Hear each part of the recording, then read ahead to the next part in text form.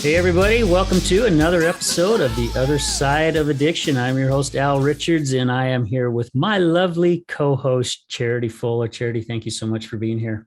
Thanks for having me, Al. It's my pleasure. Absolutely. Nothing against JD, but I think I'd rather look at you than JD. I love you, brother. We love you, JD. Yeah, we do love you, JD. I hope everything's going good for you. He was really apologetic for missing today, but he's got priorities to take care of his family and that, and we understand. So miss you, brother, and we'll see you again here shortly on the next show. But man, we got a real special guest for you today out of California, probably where it's nice and sunny. We've got rain and snow coming down here. I think the snow level dropped down to about 12,000 feet. So it's on the benches, and you're starting to see vehicles drive by on the freeway that have snow on them. So it's probably like surf weather there for you, Deb. It's close. Well, in LA, it's actually considered a little chilly because it's probably about 68 degrees right now. Well, that's still golfing weather for a guy like me. That's right. Heck, even in the high 40s, that's golfing weather. Hey guys, we have Debbie Roth with us today. Debbie Roth is a professional forgiveness coach, and I love that, a professional forgiveness coach. She works with clients around the world to make peace within themselves and create what they truly want in their lives.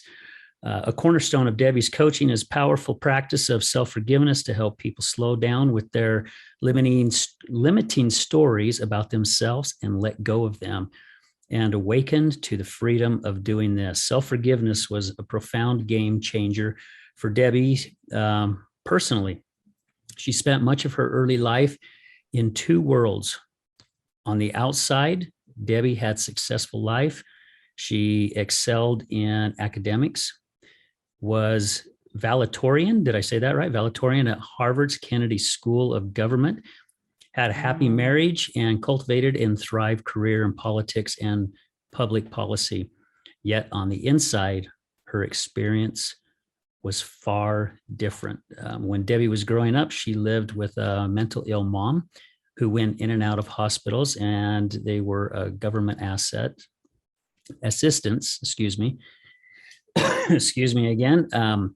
She felt uninvolved, alone, and powerless. Soon, Debbie turned to alcohol and eating disorders to deal with the pain she felt inside. Even with all of her outer accomplishments, Debbie carried this story with her. So Deb, I mean, you and I met on Waking Up with Giants with Nick and Ryan, right? And Melissa, and I think Nicole was on there, but you were a great guest. I remember watching your interview with them, and I was just in awe when I was hearing what you were sharing.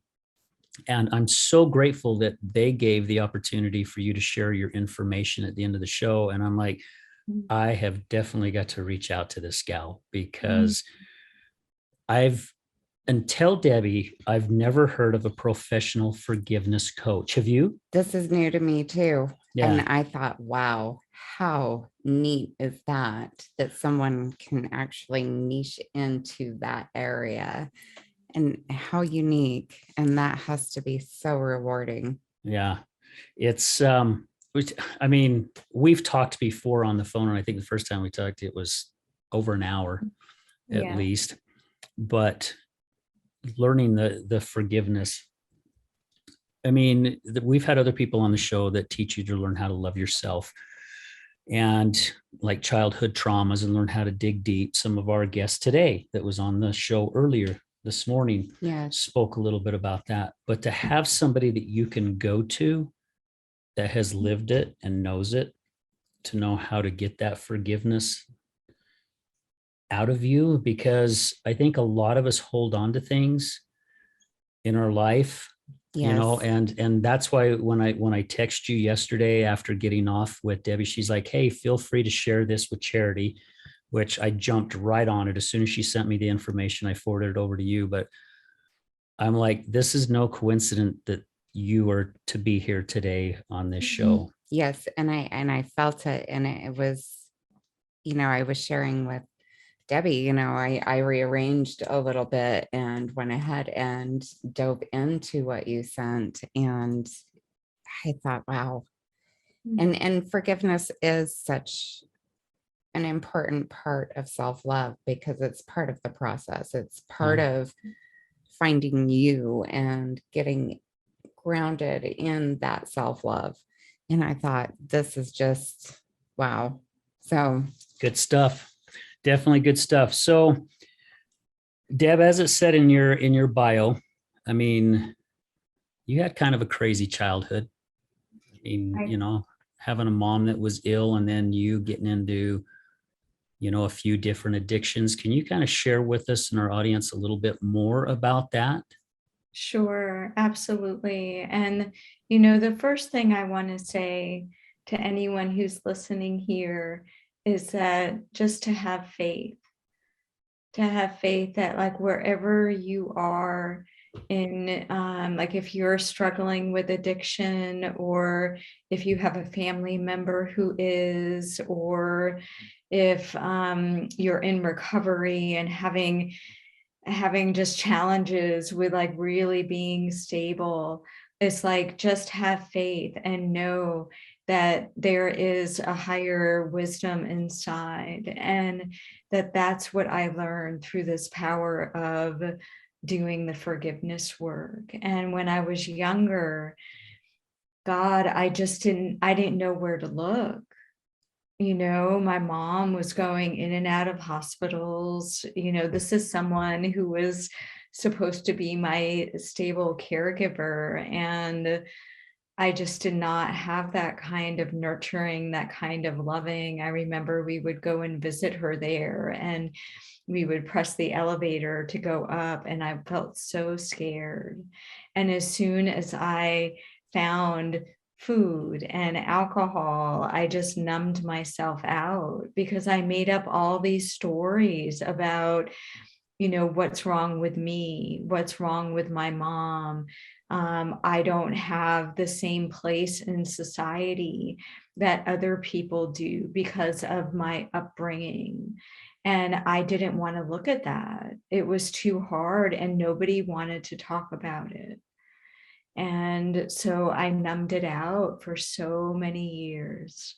And so in my work with myself and also with clients, with whatever, some have experienced addiction, some have not. And one commonality to me among everyone is that it's like each person has their own hurt, right? Like has their own stories that they tell about themselves, about other people, and that getting free from those, and more importantly, in a way, just bringing them into the light so that you don't have to push them down. It's like that is a key for healing and for revelation. The revelation that there is way more to you than that. And that's what I learned. And it took years and years. And I'll stop for a moment because I've been talking for a bit. So I don't know if you have No, question. keep, please continue. Yeah, please continue. So we'll again, this is your show. Share this information, and when the right time is, if Charity has something or me, we'll jump in. Okay. So yeah. Sounds good. And what I would say is really the cornerstone of my own recovery was when I learned about the tool of self-forgiveness, was when I learned that there was a practical way for me to handle the experiences that I had, the memories that felt so burned inside of me in a way that I did not know how to address. And this gave me a tool to do that.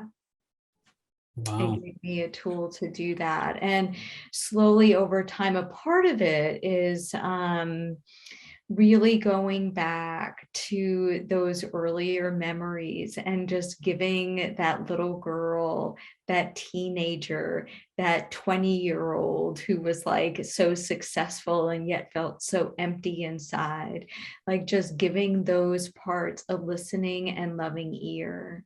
Because just doing that alone without even going to the self-forgiveness, it's like that's huge, right? Like how many of us just take a pause to listen inside. And I did that again and again and again until I got free. And what opened your eyes to that? I mean, sometimes we have people come on the show and we've had someone say once that they were just laying on the floor staring at their dog after taking a whole bunch of pills. And then it's like, what am I doing? We've had other people just say one day they just woke up and said, I'm done. You know, I mean, what was it that with all the years and all the trials and pain that you went through, that just one day you're like, you know what, I'm done with this and I'm going to figure out how to get through it? Well, I kept saying that to myself in a way. Like I think probably out of all of the addictions for me, the one that was the most challenging was bulimia, because it was one of those that I could do and still, live like a somewhat, normal in quotes life, right? And so, and everyone needs to eat. So it was really something for me. And I would spend hours just binging and throwing up. And after I'd be like, God, like I need help. And I knew that I did. And I tried different things. I tried different approaches. And I had a husband at the time. So I had a really happy marriage. I feel like I got gifted a lot by God in a way of like having this man in my life who was really loving. And he just showed me what a relationship could really be like, what a stable relationship could be like. And it was through him that I found two different programs where I was introduced to self-forgiveness and just got me on this path of recovery. And so one is I'm a student in the movement of spiritual inner awareness that was founded by John Roger. Al, you and I have spoken about John Roger. And I'll just say right now, one of the things that he says that Al and I were talking about yesterday is to relax, be patient, let go, and let God. And like just that on its own, it's like there's no rush. There was no rush for me to recover, right? Like there was no place I needed to be. Like maybe what I was experiencing was exactly what I needed to experience to awaken unto love. Maybe I was getting just the learnings that I needed.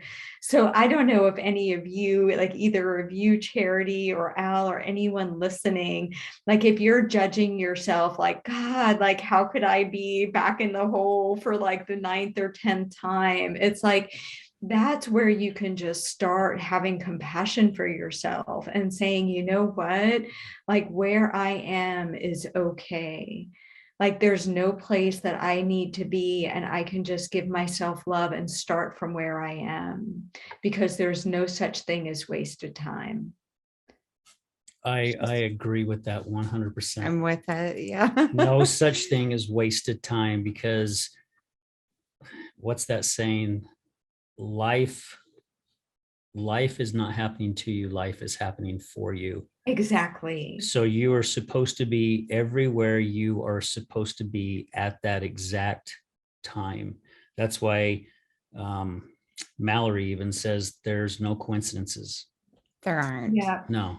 Everything definitely happens for a reason. And I'm even having new realizations, what I thought was versus why I was really there, and everything that I learned from those experiences and am learning. So yes. Yeah. And you've taken, oh, go ahead.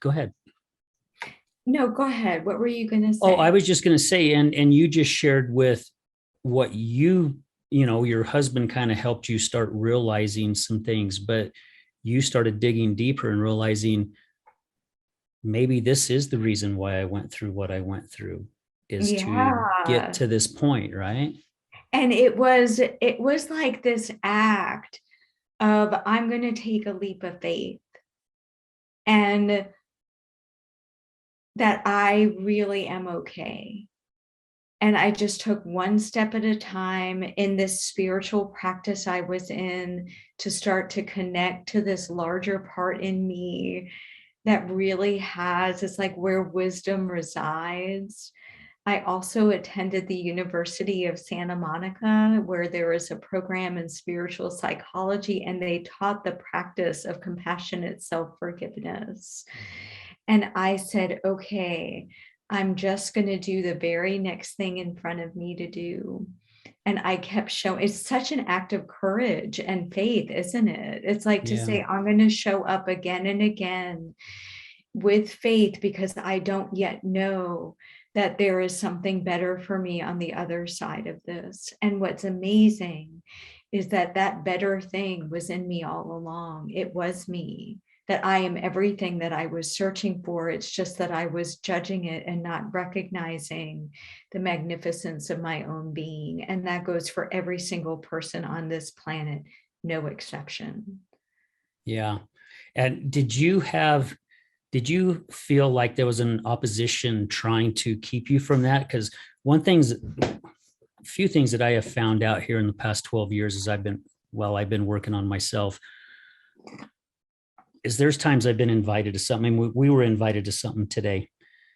And there's been a few times, not every time, but there's been a few times where it's like, no, not going, not going. But yet something deep inside of you is saying, no, you need to go.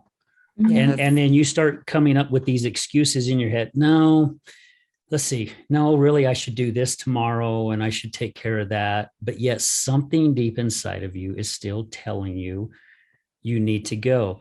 What I have found, that when I stopped listening to what my head was saying by don't go, don't go, don't go, but feeling whatever that feeling was inside, and I went. I even remember a few times where I went to classes where probably the first half hour in that I was there listening to the speaker. I'm like, yeah, I made a big mistake. I shouldn't have come. I shouldn't be here. There's other things more important. But then as the time went, I'm going, man, I'm really glad I'm here. Yeah. Did you find that for you too, as you were going through that transition? Well, really, I felt like I was being led, that like this was my next step in front of me. And I almost, like, if I really thought about it, I may not have continued. And honestly, I was so tired of spending that much time and money on food. I was tired of being tired. And Wow. I really let myself receive fully the gifts that were given to me at the University of Santa Monica and with the movement of spiritual inner awareness. And, one of the things that John Rogers says, he's the founder of both. And this is one of my very favorite quotes. Well, there's so many. And that is, you're in your laters now. That In your part, what? wow. Now say that again. you're in your laters now.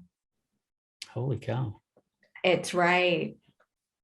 I'm writing that one down. I That's good. know, I know. It's like you're in your laters now. And it's like there is so much opportunity in this moment to be present with yourself, to practice the skills of forgiveness, to really open to love in this moment, in this moment, and in this moment.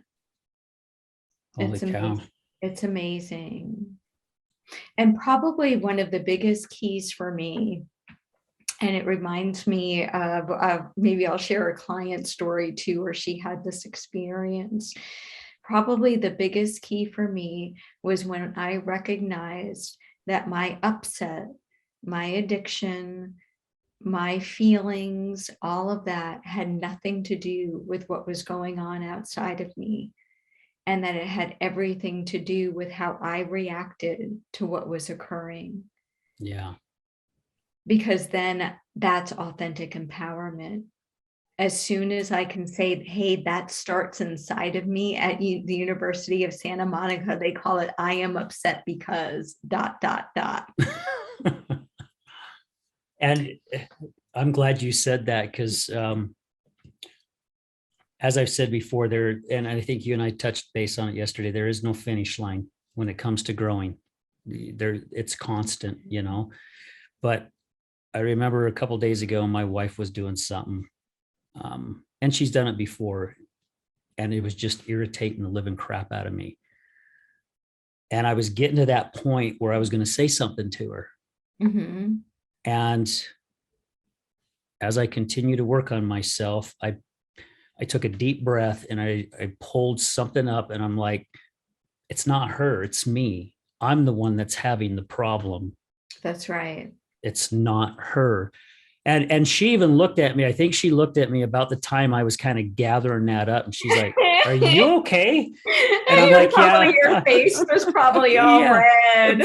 Something, yeah. And I'm like, no, I'm okay. And I said, I'm fine. And our oldest granddaughter, when she was like 3 or 4, if you asked her how she was, she always said, I'm fine.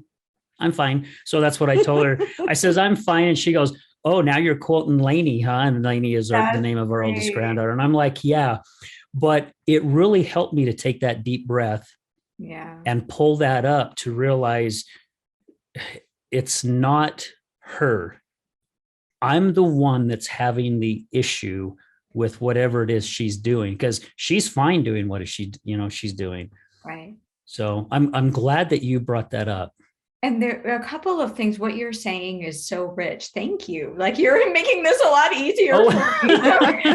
So there's a couple of things that you're saying that's so rich, and I want to draw your attention to, and also to anyone who's listening, this may be helpful. So the first thing is when someone does something and you get upset by it, it's just triggering a part inside of you that's not at peace. And when you can work with that inside, like through the skills of acceptance, of taking responsibility, of self-forgiveness, all those things I work with clients on, it's like that's the key to a greater acceptance and neutrality, so that then you can open to more possibility for how do you want to handle what's occurring outside, right? Because you may still say, hey, like that behavior, like if she was doing something that was like not supportive for you in some way, like, like, or hurtful or whatever it is, it's like when you work your own process around it and let go of the upset and bring in the healing and you approach it with, hey, I'm in acceptance or neutrality, then how you relate to her, you have more choices, because now you're not looking through the perception of upset. You're looking through the eyes of loving, of acceptance, of that calm. And you may still say, hey, what's occurring, like this isn't working well for me, and here's why. Where you do it is without the charge, and it opens so much more possibility. Or you may say, hey, you know what she's doing is fine, and now that I don't have a charge on it, it's not an issue. Right. You see, it's like you have expanded possibility. And that's one of the blessings of acceptance, of forgiveness. It's like when people are like, wow, you're a forgiveness coach, like what's involved with that? And they don't realize the richness of self-forgiveness and forgiveness as a tool to expand your own possibility for how you show up in your life, for what experiences that you choose into or choose away from, of what you can create that's so truly meaningful for you that you may not even have taken a look at before because you didn't think it was okay. So it's just, it's fantastic. And see, the moment, Al, that you said, hey, what's occurring is inside of me, that's when you said, I take responsibility for my own experience. And that is the gateway to liberation right there. Yeah, it helps. I mean, it really does. And I still got a long ways to go, but Don't we it all? really helped, because I can't remember if it was a guest that said it or if I read it in a book. I think I read it in Tamar's book, but it was saying you have the choice to, I mean, would you rather be nice and calm, or would you rather be irritated and frustrated? Well, Yeah. I know how I feel inside when I'm irritated and frustrated, and I don't like it. But it seems like I still put myself in that situation, and I don't want to be in those situations as often as I've put myself there. So that's why I'm working more on going, okay, wait a minute. It's just like when I went through anger therapy. I don't have to choose the black path. I can choose the white path. It's up to And me. that's right. And it's a one step at a time, one moment at a time, one observation at a time. Yeah. Right. And then you start building new track. It's like you said, I think it was you that said this yesterday, Deb, when you and I were talking, that whether it's a full step, a half a step, a quarter step, just right, as long as you're taking that Exactly. step. Yeah. Exactly. And some of the first keys that I work with clients on, if this is helpful, there are three of them, and you've already mentioned one, and the taking responsibility and making a new choice. The very first step is just observation and just being with yourself and being curious, like, why am I having the reaction that I'm having? Like, what is this person's behavior triggering inside of me? What's the opportunity for me? Like, what am I upset by? Because when you give yourself space to express it and to observe it, it's like a first key in letting go. Hmm. And a So second, yeah, go ahead. no, you go ahead. Go ahead.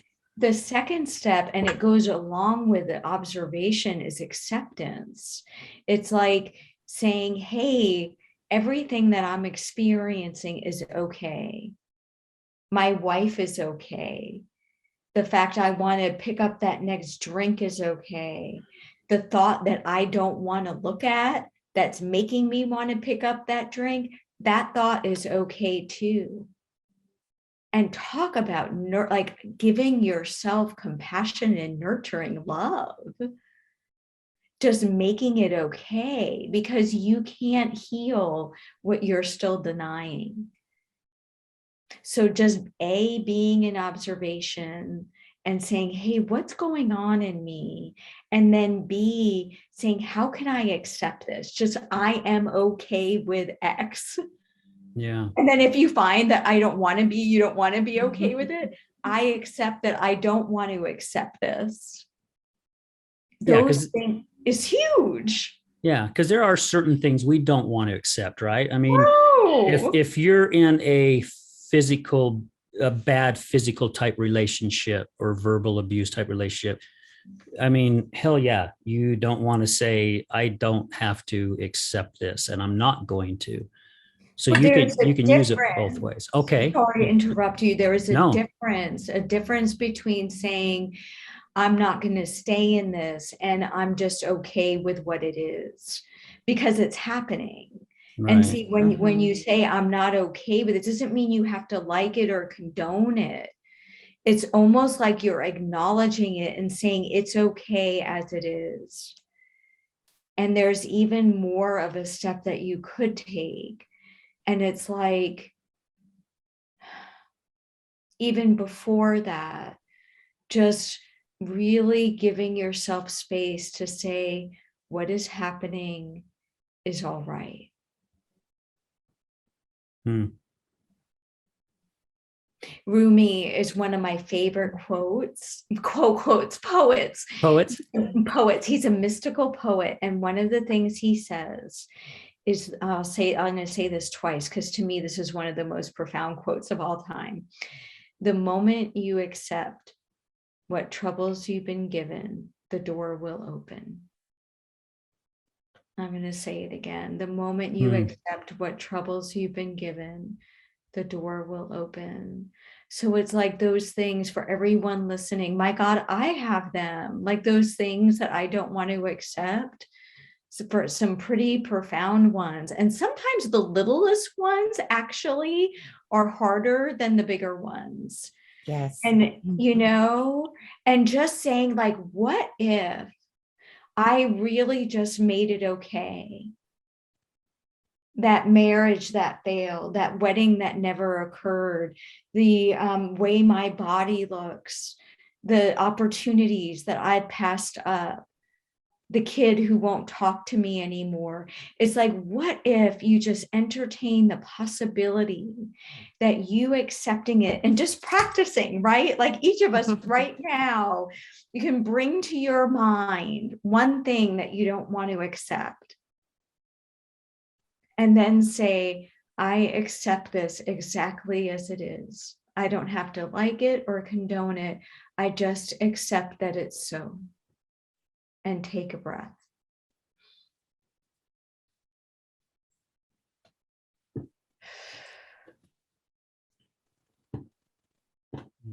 What's happening for you there, Charity? I'm over here crying. Yeah. What are the tears? Would you mind sharing? That was powerful.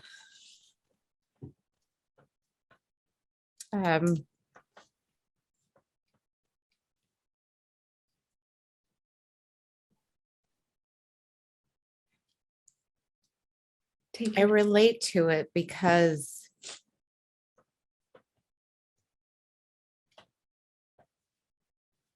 it's so aligned with what I'm navigating in the moment.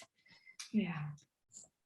Where I had an experience and I lost emotional control and I reacted and I went back to old patterns. Yeah.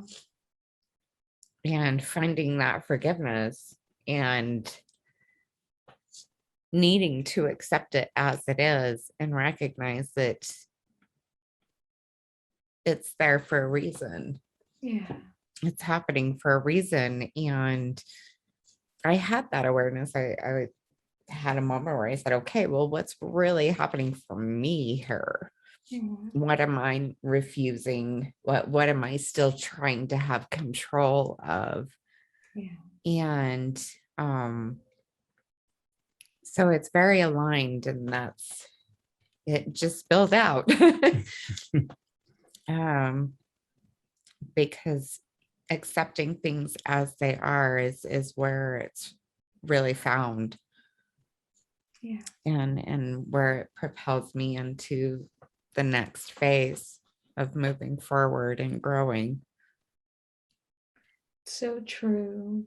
And thank you to me, you have so much courage and just sharing what's so, and just being honest.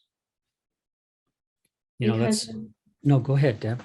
Just in some ways, and then I definitely want to hear what you were just going to say, Al. It's like, in some ways, that's what we're all yearning for, right? Or I'll just speak for myself. It's like just being real.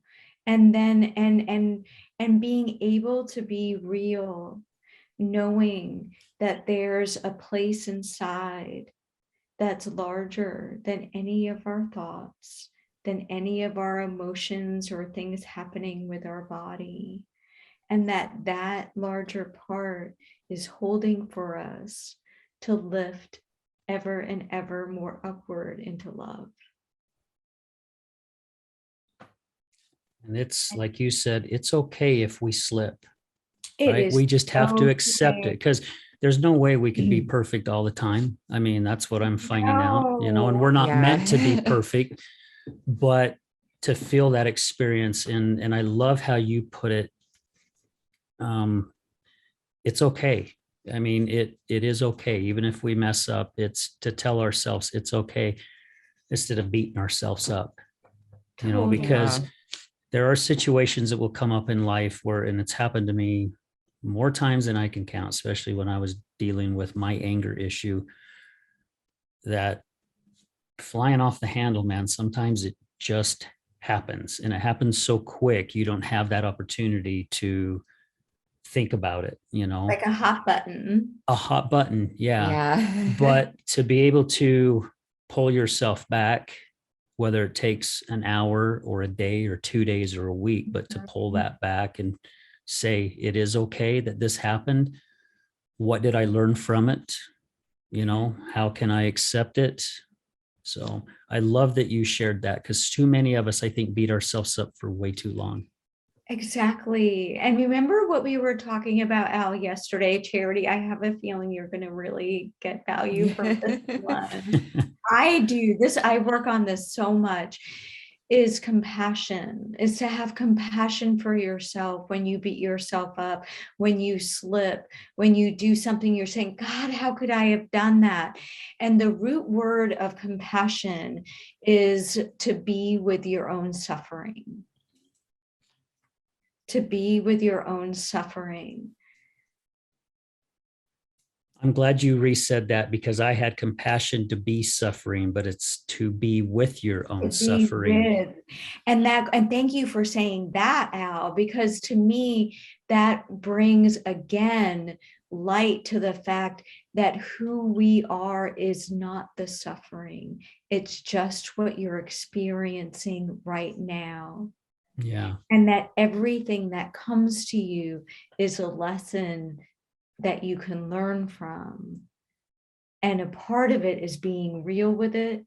And a part of it is learning how do you give love to it and transform it into a greater awakening. And that is such an interesting dance. Yes, it is. Yeah. And that's where forgiveness really can help so much. I'm so glad that we're having this conversation. Us too. Yes. Oh Yeah. my I'm sitting here thinking, why don't they teach this crap in school? I mean, maybe they will, right? How many of us, and I mean, I know we have to go through pain and suffering to learn. We have to take these certain trails of life to excel us into a different place. But can you imagine how much easier we could make things on ourselves if they taught this in school at an early age? Because we absorb so much more when we're younger. I mean, Yes. I could sit down and my parents could give me something, like if I had something in kindergarten or Sunday school or whatever, and I had a little part, I could memorize that part pretty quick. Right. I mean, it takes a lot for me to memorize. I just did a commercial gig a couple nights ago, and I think I had 4 or 5 lines, and it's the first time I've ever had a line in a commercial. And I'm going, oh my gosh, am I going to be able to remember this? And so I started doing some old tricks that I think I know that helps me. But yeah, if they taught this stuff in school, especially self-forgiveness, because a lot of our guests have come in where they didn't come from a good family. I mean, not saying their family was bad, but just saying the upbringing. They went through a lot of stuff, whether it was a divorce or whether mom or dad was in drugs or whether they were bullied. A lot of them have said, I always felt like I was never good enough. Yeah. Can you imagine if you knew at an early age the self-forgiveness, how much help that would help people? Maybe we wouldn't have as many addicts that are out there right now. It's very possible, and more relationships based on mutual caring and respect. And one of the things that you're reminding me of is I was sitting with a client, and we were looking at his vision for his life. And this is someone who, he has a wife, they have a couple of kids, he's building his own coaching practice, an amazing man. And we built his vision. And yet it was like there was something missing. Like I was so tired just from helping him. And the vision was beautiful. And I'm like, God, why am I tired? And we slowed it down. And there was a younger part of him that was still present with him, that was saying, what I want doesn't matter. Wow. And so he's right now in the middle. I gave him an assignment that every day for 33 days, he's going to talk to that part of him and just listen. That's a great assignment. That's something all of us can do every single day. Yes. With you, Charity, I'm picking on you. I'm sorry, Charity. I knew I was going to do this before coming in.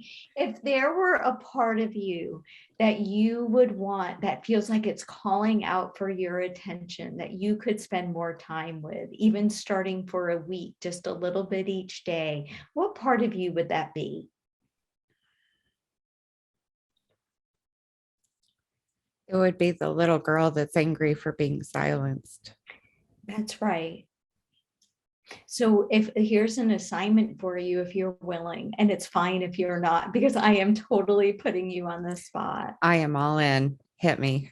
Okay. that for the next 7 days, starting with tomorrow, give you a little time to like, Some prep time. you know, Just to chill a little bit. Yeah, right. So starting tomorrow, so starting Friday, to just spend at least 5 minutes with that younger girl who feels angry because she was silenced.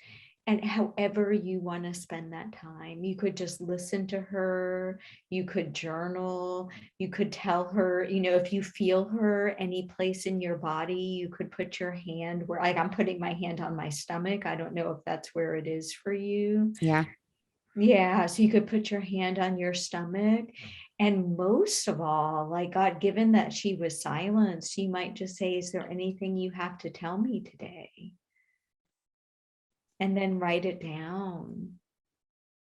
And just 5 minutes, doesn't have to be more than that, for the next 7 days. Would you be willing to do that and let me know how it goes? Absolutely. Okay, I'll give you we're gonna, I think, share my email and all of that. Yes. Mm-hmm. But you email me, Charity, and you let me know how it goes. And just you remember what John Rogers said, relax, be patient, let go, and let God. That little girl may want to speak with you, and she may be pissed at you. Like if you haven't listened to her, she may be like, I don't want to talk to you. I don't know. Yeah, she's had moments And where she's like, and to just be okay with her as she is, that like she doesn't have to be any different, that like you're really just showing up to be with her and to listen to her and see what happens. Okay. Okay. This is good. Excellent. And Al, one of the things you said when you were talking about the commercials and memorizing, and they're like, oh, I have these tricks. So I do that with clients too, that like, so Charity, like a trick to remember is like, you could put a little sticky note right by where you brush your teeth in the morning, or right by your nightstand when you go to bed. Like if there's a light that you turn off that says like, did you talk to your little girl today? So this way, honestly, so it's like this way, or you set an alarm, right? Like on your phone, like what a great use of our electronics, and where you're like, okay, I'm setting myself up for success because this is a commitment that you're making to yourself. And it's so important to keep your word, because that's how you build self-trust. Yeah. And that is a really good point, so you could say how you can start changing your habit by using your phone.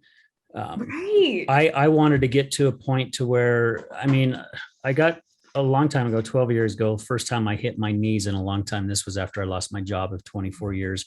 Wow. But I wanted to continue to do that as I started feeling stronger and feeling the spirit more and things like that. I wanted to be sure that I remembered to pray every single day.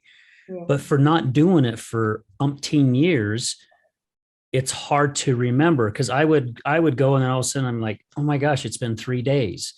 So I started setting the alarm on my phone. So I get up in the morning, I have my morning routine. I changed my routine in the morning, and that reminder went off for weeks to remind me to do it.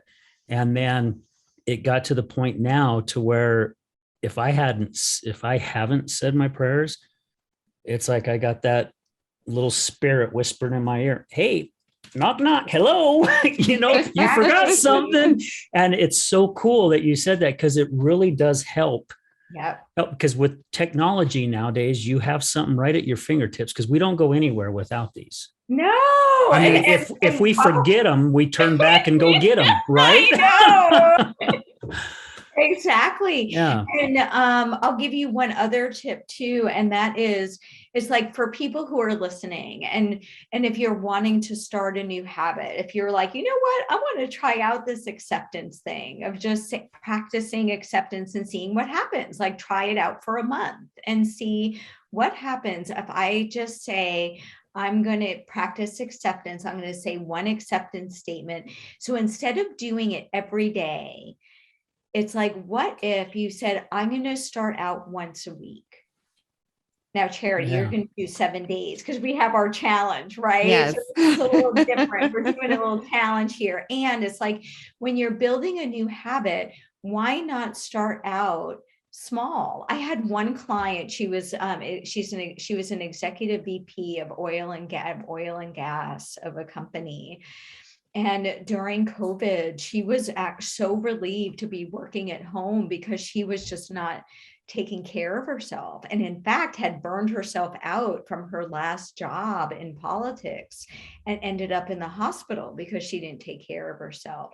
And so she used that time to say, how can I build new habits that are really taking care of me, so that I'm not doing so much for other people?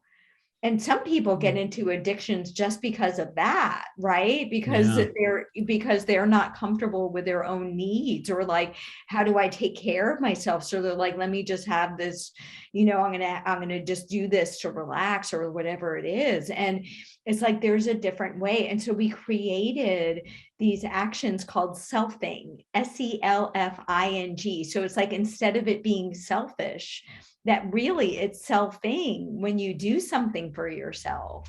And we would just have her do it once or twice a week. That's it. And then when she got to be able to do that, then we upped it. And then we upped it. And it's like setting yourself up for success. So you start bringing some fun and joy into creating more of what you want. Right? Wow. It's like, have the fun and joy replace the pain and suffering. Well, what do you think so far of the first half of the show? It's some good, huh? See, I told her when she got in today, I says, after our first show, which our first show was really good too. Yeah. But I'm like, you're going to love this next show. Cause I says, Debbie's just full of energy, full of love and life. It's going to be good. So we're going to take a quick short break for some commercials right now. And then we'll be right back. Debbie, if you're okay with it, on my notes, something that you and I spoke about, co-creating your exquisite life. Yes. Can we talk a little bit about that when we come back from the break? We absolutely can. That and the actual practice of self-forgiveness, like what it would include if somebody wanted to try it. Okay, awesome. Guys, stay tuned. We'll be right back.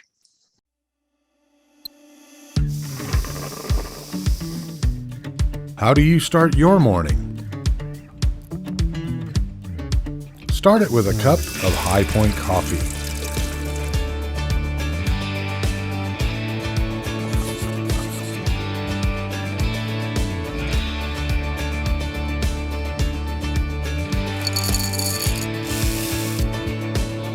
Because no matter where you go or what you do,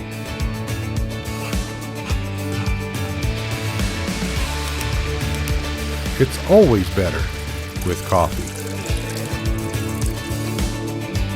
High Point Coffee. What's your high point?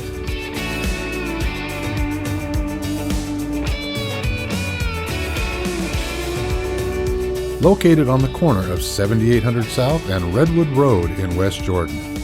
And a special thanks goes out to our partners in Oxford, Mississippi. This is Gregory, owner of Lift Up Concrete, proudly serving the Wasatch Front for the last 12 years, lifting sunken flatwork for both residential and commercial applications. Only fully trained professionals lifting concrete at your residence with the same quality of material and method used at every commercial job we ever do. Don't replace it, lift it. liftupconcrete.net, 801-792-4535. Contact us at liftupconcrete.net, or if you're looking for a complimentary quote, 801-792-4535. Again, 801-792-4535. Again, this is Gregory, Lift Up Concrete Lifting.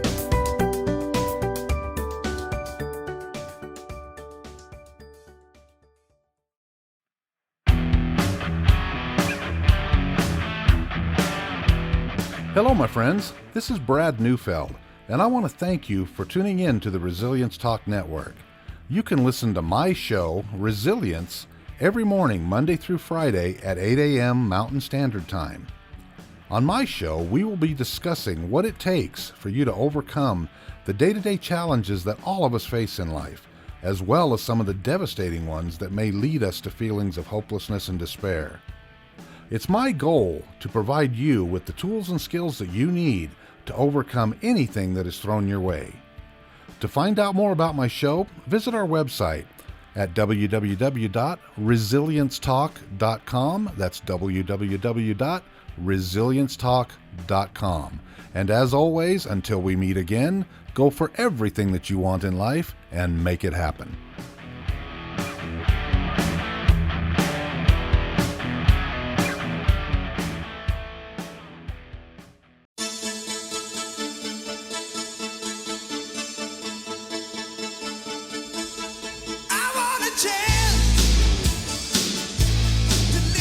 Hey everybody, welcome back to the other side of addiction. Man, this first half of the show, Charity, was phenomenal. Yes. It was great stuff. I could see by your reactions that some of this was really hitting home. Yes. And it was really hitting home for me as well. It's more things for me to know that I can still go in a little bit deeper to get to a better level to where I want to be. So, yeah. Hey, before we get started with the second half here, we want to make sure, as we always do, to say thank you to all our supporters out there. We have some really great sponsors that we want to say thank you to. High Point Coffee out there in West Jordan, 7800 South and Red Road. Steve and everybody out there is just great. My good friends, Gregory and Tosh Carlisle, love those two people to death. I mean, they're just great people. They are the owners of Lift Up Concrete out of Kaysville, Utah. Somebody that I forgot to mention, which I can't believe, the two people I forgot to mention on the first show, Serve Pro. We want to thank Brad, Serve Pro. We want to thank all the Serve Pros from Ogden all the way down to St. George. We've got USARA, Utah Support Advocates of Recovery Awareness. Thank you guys for all your love and support. My good friends, Letitia and Kevin out at Computer Hospital in Sandy. They're somewhere like around 8800 South and State Street. Hopefully you should start seeing some of their commercials on the show here pretty soon. Also to Cameron and Austin with Refiner Productions. And those guys are the ones that some of you guys have followed me on social media. You'll see some of the tidbits, some of the movie stuff that they've done. Short films, I guess you call them, or whatever, but they've done a great job. They're amazing. Yeah, they are two great dudes. Taffy Town, also Taffy Town out in West Jordan. Guys, thank you so much for all your support, and a huge thank you to Brad Neufeld, the owner of Resilience Talk Network. Because of all you supporters out there, your sponsors, and Brad, we would not have this opportunity to be in this beautiful studio that we're in. That actually it's getting more beautiful, you know, with this nice wall behind us now. I mean, what a big facelift, right? That's beautiful. Now we got to get some decorations up here. We're still working on decorations. I don't think that's in Brad and I's forte on that one. So we may have to recruit somebody like Charity and maybe Melody or somebody to come in and do some facelifting for us. And guys, a huge thank you to all our listeners out there. You guys are really helping us grow. I mean, seriously, Brad and I talk about this all the time. And I think Cherry and I have talked about it. JD and I have talked about it. We just can't believe we're at where we're at. Gosh, we're, what did I say earlier, Charity? We're 28 people away. Last time I checked from hitting our goal of 100 subscribers by the end of October. If we don't hit it, it's okay, but it's our goal. And I really do feel like we're going to hit it. And we couldn't do it without all you listeners out there, and for people like Charity and all our guests like Debbie and Vanessa and Tamar. And I mean, gosh, so many people. None of this would be possible if it wasn't for everyone out there. So thank you guys so much. All right. So before I keep talking and start sobbing like a little baby, because I seem to get that way as I give out thanks, but we were talking about co-creating your exquisite life before the break. And I had that one down here on the very top because for some reason that really resonated with me, Debbie, when you mentioned that yesterday. What about it resonated for you, Al? I think it resonated because I wanted to know more about it. It hit something in my stomach that when you said co-creating your exquisite life, it's like this is something that I've not heard. And if I have, it's gone through one ear and out the other. It just stuck with me. And that's why I put it at the top of the list, because I wanted to talk to you more about it. And I wanted to hear more about it. And I wanted our audience to hear more about it, because I feel like this is something that could help me take another step forward. Well, I really hear that. And what you're demonstrating right now is something that is a powerful tool for anybody who's listening. And that is when you get that nudge, that little voice that says, I need to know more about this. It's like, follow that. And that's part of the benefit to taking pauses to listen to yourself and to be present with yourself, because otherwise you could miss it. Yeah. And on this stage, at least in my own experience with recovery and in working with clients in co-creating their exquisite life, it's like, it really is this like one, it's like it's an adventure. It really isn't a sacred adventure, and we have steps along our adventure, and our own knowing will give us the very next step. And all we need to do is tune inside and ask and invite whatever, if it's love or spirit or the universe, whatever it is out there that's larger, for assistance and for those synchronicities to bring in the resources to help us on our way. So the fact, Al, that you were like co-creating your exquisite life, bing, bing, bing, there's something here for me, is like really listening to the loving inside is the first key to co-creating your exquisite life in a way. So just basically listening to what is being said inside you then. Yeah. And really the reason I chose the word exquisite is it's about bringing forward the quality of life that moves your soul. Okay. I'll say that again. It's bringing forward the quality of life that moves your soul. What would make you jump out of bed in the morning? What lights you up with energy and enthusiasm and joy? Like, what is it that you want to be putting your attention on really? Oh, I can answer that one. It's this. Doing what we're doing right now. I mean, yes. I thrive for Thursdays to get here. I wish Thursdays could be like Tuesday and then Thursday could be Thursday, if that makes sense. Because that's what gets me up. I mean, that's what gets me going. I had a gentleman reach out to me yesterday, and he's like sending me texts asking me about some events. One of them was today. And I said, no, I'm going to miss them. I'm going to miss the morning one. And I'm going to miss the afternoon one. And he goes, well, what about Friday evening? And I'm like, look, I've got 2 shows to do. And I've kind of pulled away from some of this stuff because this is where I want to go. my dream and my vision is to take this to a whole different level. The whole reason for starting this is to help people, to help people understand and get rid of that stigma about addiction, and also to help myself, because I get to learn a little bit more. I get to have a little bit more understanding about the addiction type world. And people who know me, I love meeting people. I love talking with people. I just get a kick out of it. And I've done networking for the past 10 years and have built a lot of great relationships. But COVID hit, and kind of put a damper in that. And it's like I've lost a lot of these connections. And this is my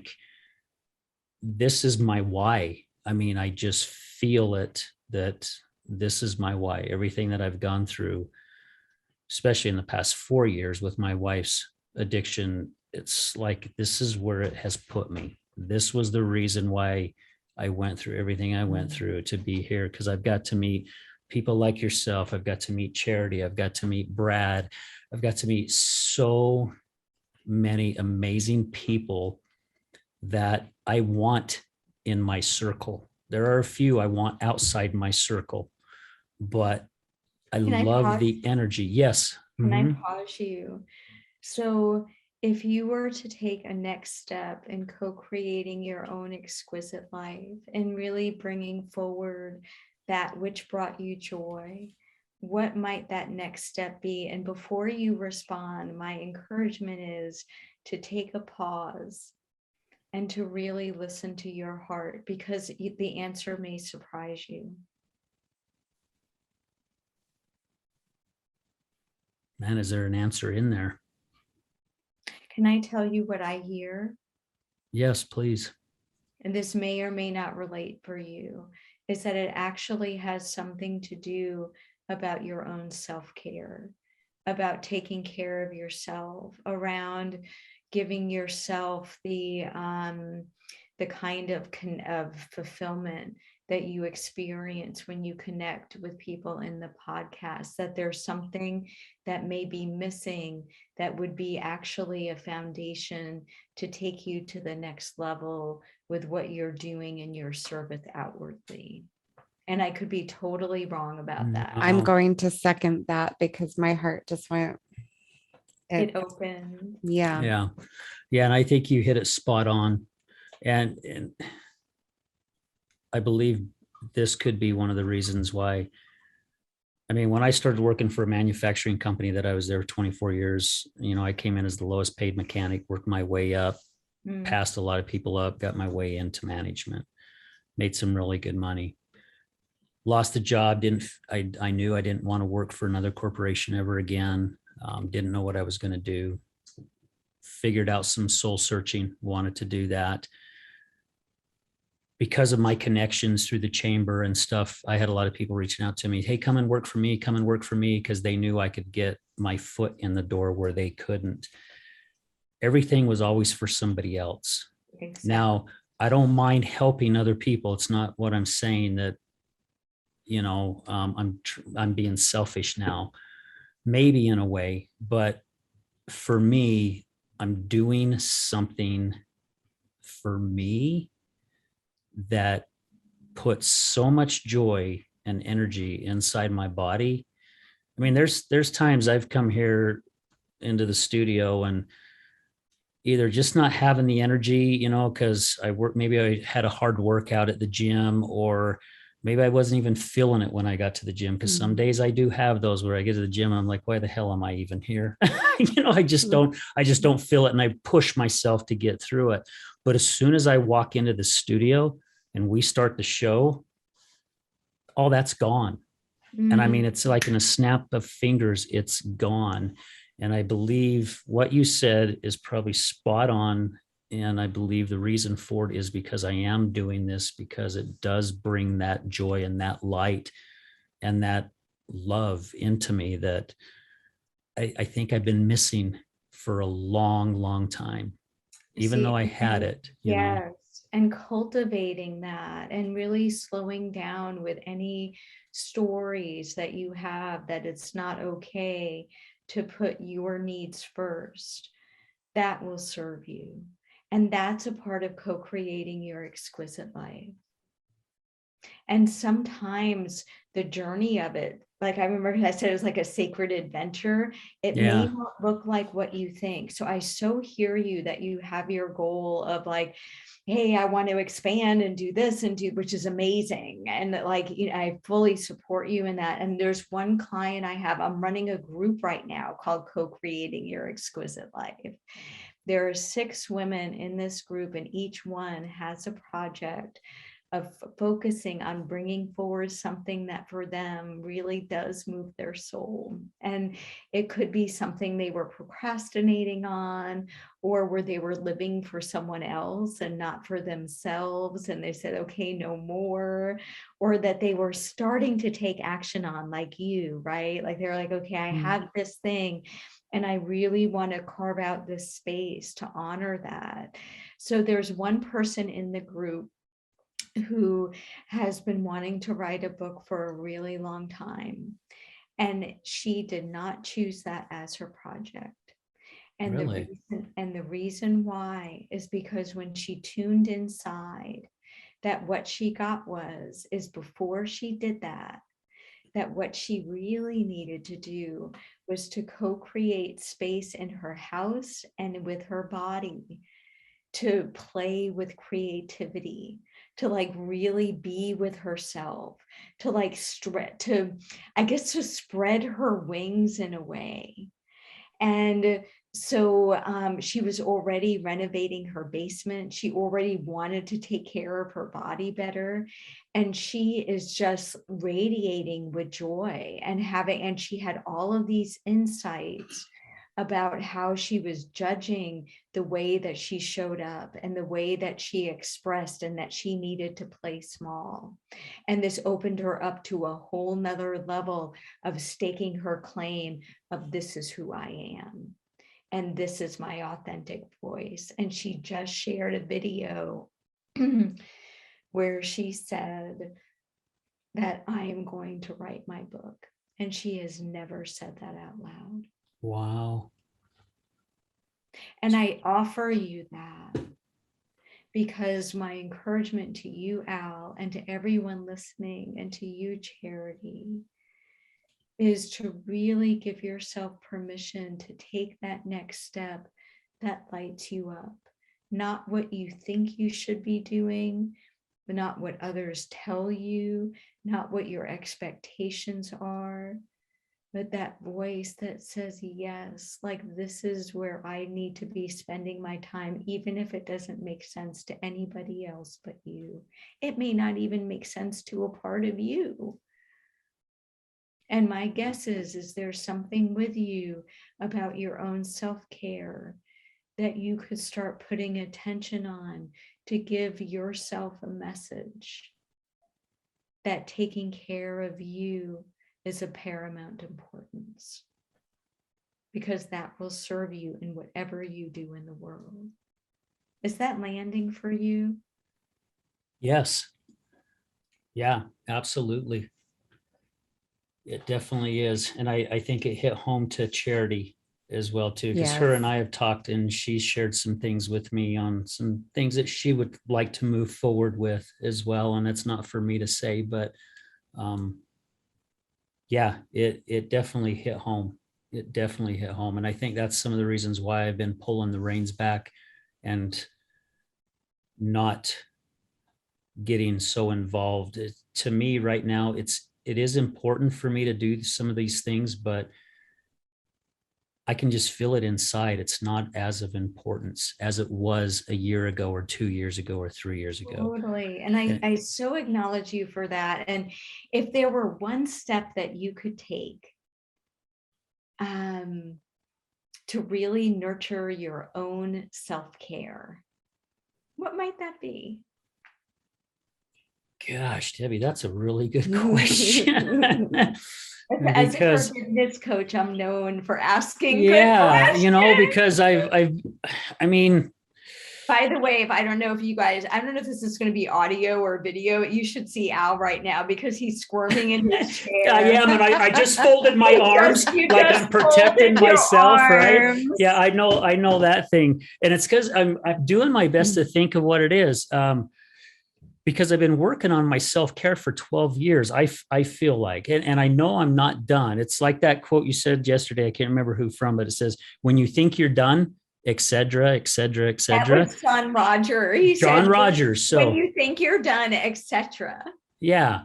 So I really don't know. I don't have an answer for that, in all honesty. I mean, I could sit here and start thinking of stuff, but I don't think it would be the right answer. Well, I have a really neat idea. Okay. It's like, what if I walk you through, if you're willing? God, now Al is on the hot seat. Now Al's All on right. the Well, Debbie, we happy that you were on the show today.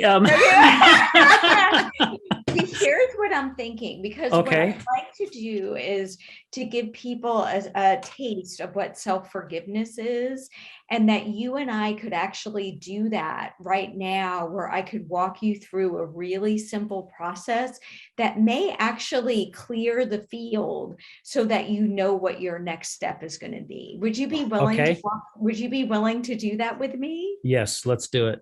Okay, excellent. So really, would you say, Al, that you have a belief inside that it's not okay to take care of your needs, or something like that, that it's like not okay to take care of yourself? I did it one time. Okay. I did it one time, but right now I do believe into the self-care. You have to have that self-care to move forward, take that next step. Is there any judgment that you're holding, or any upset that you're holding? Actually, you know what we could do? Like, if there's any, if you're willing, and you don't have to go here, if there's any judgment that you have, like, or upset that you have even about your wife, that we could take that, and I can walk you through a practice of self-forgiveness, and then we could see what pops up.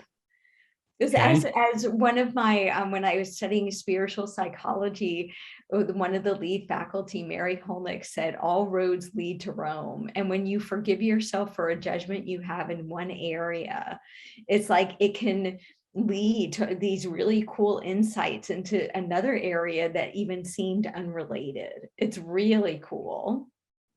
Okay. Yeah, let's go. Okay. Neat. So what would you say? I'm doing this with you, Okay. so you're not alone. And for all the listeners, it's like, we'll take one step at a time here so we can do this together. And so if you're listening, it's like, think about a situation where you were in upset.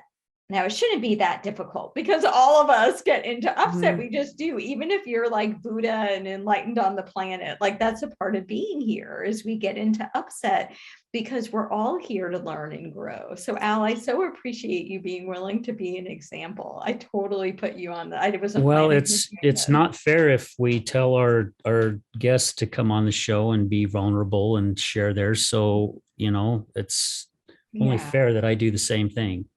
Well, what's neat is that there's a gift waiting for you at the end of this. Yeah. Now, with you saying with an upset, I just had one yesterday. Exactly. So just very briefly, what were you upset by? I was upset because it seems like whenever my wife starts a new job, she only gets into it 1 or 2 or maybe 3 days, and then she calls in sick.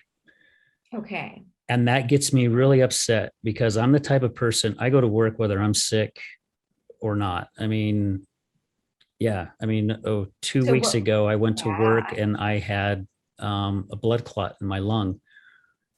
I was up pretty much all night the night before. I was at the emergency center I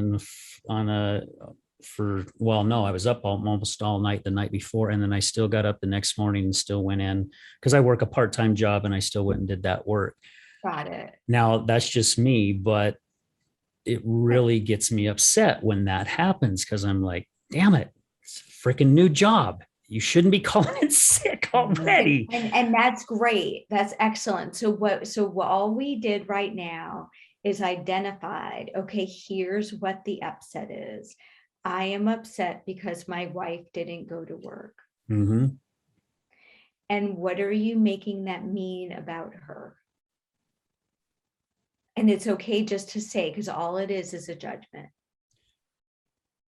To me, that she didn't want to go to work. I mean, it's attempt to hire. So, but it's like, well, she just doesn't want to go.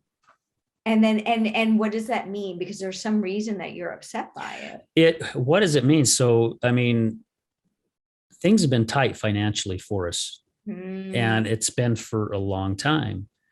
And especially the last 4 years, because she hasn't worked because of the depth of her addiction, and everything has landed on my shoulders. Everything has landed on my shoulders, and I've done everything I can to keep our ship floating. And she started working, and it was such a relief for me, because I'm like, oh my gosh, I finally get some financial support.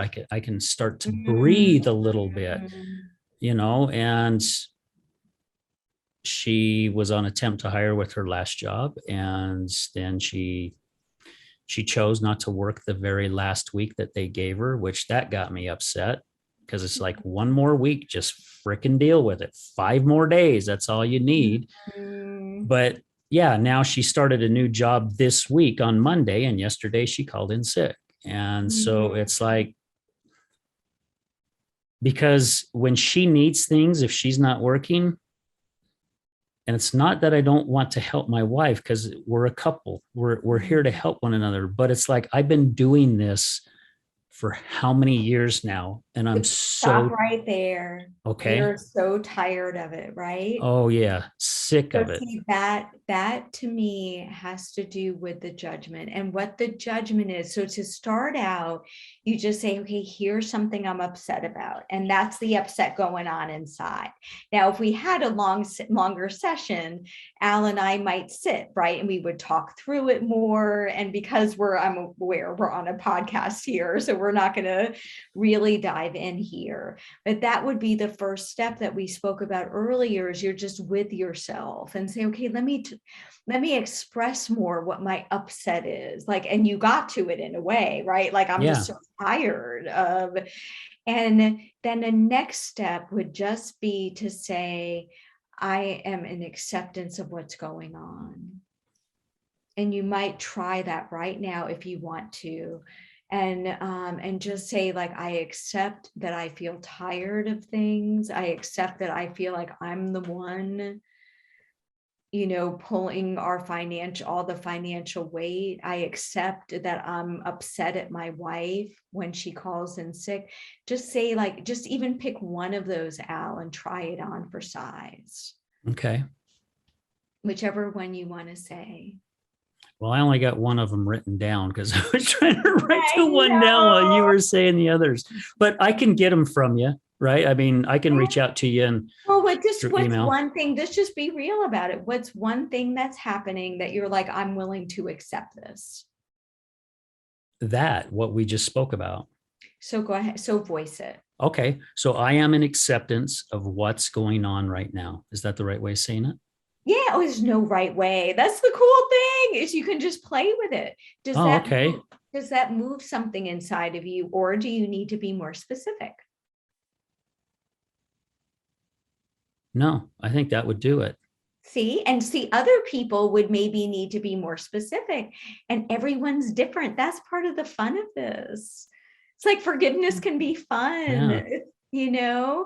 How do you know that did it? What do you experience that's different? I feel more of an emptiness inside my chest instead of the tightness. That's what I get too.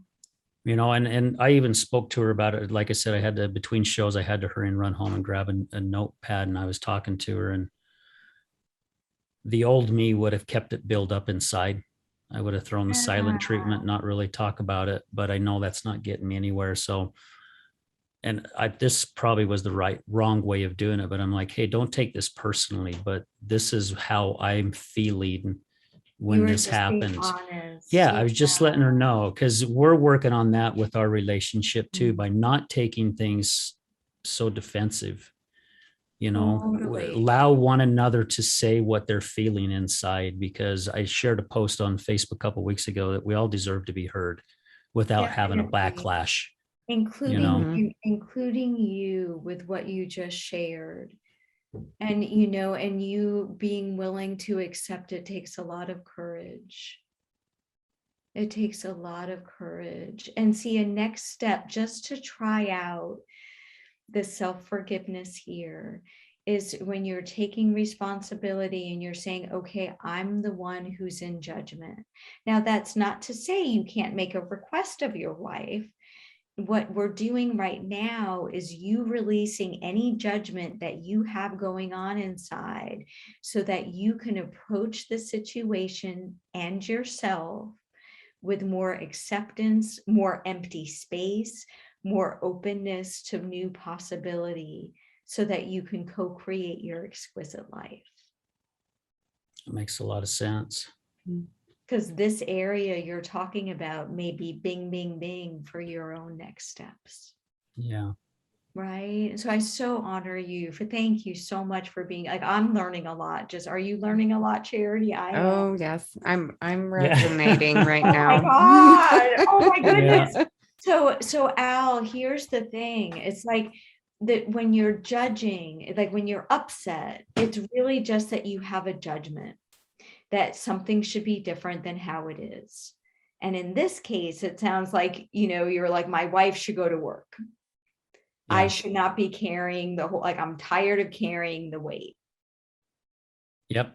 That's it. And see, the reason it's a judgment is there are two ways that you can, a number of different ways, but just a couple of tips. The first one is to say, what do I think should be different than what it is? Oh, those are my judgments. The other one is to say, what am I making right or wrong or good or bad? Because you could still choose to do something different. It's just you don't have a charge on it anymore. You're not making it good or bad or right or wrong. And what's great about this, Al, and I'll keep talking as you're writing, is that you're doing this not for your wife, you're doing it for you. Yeah. Just like anyone out there who's listening, it's like, if you have guilt or you're like, God, like there are these people and I've done them wrong or whatever it is, or how could I ever forgive, like I blame them, like I never, you letting it go is for you, so that you're free inside and you can create more of what truly lights you up. Because my guess is whatever habit is going on with you and your wife and how you show up, that is going to could affect your podcast down the road, because it's like how we do one thing is how we do everything. Yeah. Yeah. And I agree with that 100%. Because it took me a lot yesterday. I mean, I went to the gym and, once I got done stretching and doing my abs and then cardio and started hitting the weights, I mean, Yeah. I was letting a lot of that frustration out because it kept Totally. running. We were talking about it earlier in our early show. It's like that hamster wheel, man. It just kept, it wasn't getting Once it's off. going. It wasn't getting off. And I'm like, right. And if you had to say in one sentence, is like, what's like a thought on that hamster wheel? Is it like, I'm tired of pulling the weight? it's just, I'm just replaying everything, how the whole okay. scenario went down. And that's what usually happens with me. Now, I use tapping sometimes to help get me out of that, and it works. Sometimes I forget about it, but the times that I don't, I do that tapping in certain areas, and I tell myself, okay, release, release, release, release, release. And slowly but surely it finally disappears. Then I get to get on with my life and get off that damn hamster wheel. Well, what's great Right. about self-forgiveness is that it's another way off the hamster wheel, to release the judgments that you're trying to resolve by replaying inside of your head. And see, you just thinking about it won't resolve it. You forgiving the judgments that you placed will. I love that. Best I Forgiving know. the judgment Will help you get off that hamster wheel and really release what's holding you back from greater peace and opening to possibility. I love it. And it's pretty amazing. And it may take, it could take one time. It could take, my John Roger also says, it's like, keep at it till it happens. It's like, it might not be till like the 10th time. And then you could forgive yourself for judging yourself for not forgiving. And so what you would do, the essence of this, and when I say self-forgiveness, what I mean, it's a little bit different than the usual way of doing forgiveness. And that is, we spoke about this a little yesterday too. What you're doing is you're forgiving yourself for the judgment that you're placing that something needs to be different. So rather, and now it's great that when you forgive someone else or you forgive yourself, and yet in there, there's still some subtle thing of what they're doing is wrong and I need to pardon them, or what I'm doing is wrong and I need to pardon me. It's like, what if you lived in the land of there's no right and wrong, there's only opportunity for learning and everything is for me. And again, it's not to say that you stay in situations that are going to be harmful for you. It's just saying that what if you take the charge off of it? What if you say, there, but for the grace of God go I? What if there were some way to look at this and say, like, the eyes of love show me the way? What's coming up for me as you say that, Debbie, is, oh goodness.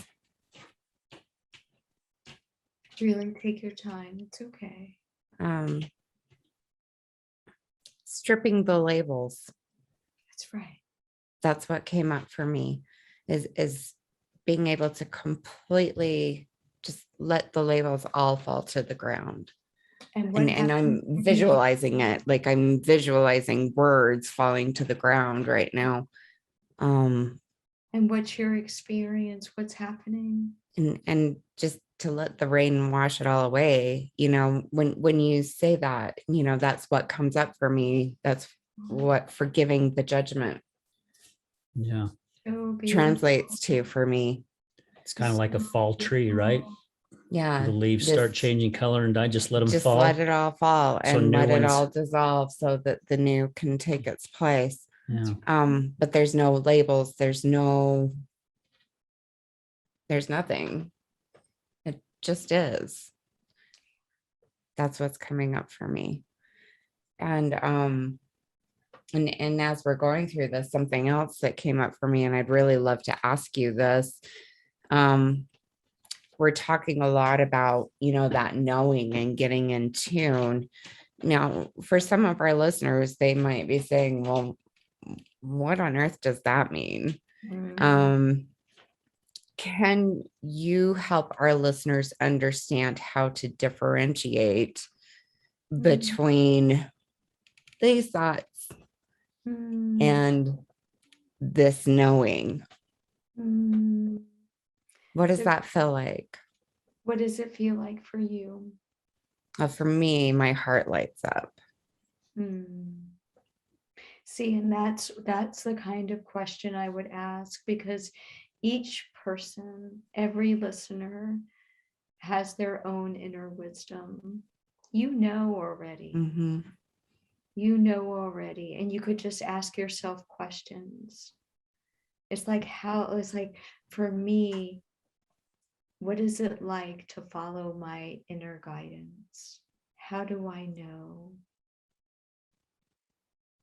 Because I know particularly when I was working through that initial step of overcoming my own addiction and moving myself into that space of recovery, you have no idea what that really feels like. Is that you're filled with fear. And what kept you moving forward?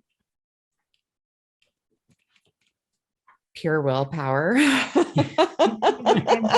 what I would say is that something in that was your inner knowing that said there's something more than this fear, that there's something more than these thoughts that are wanting to consume me.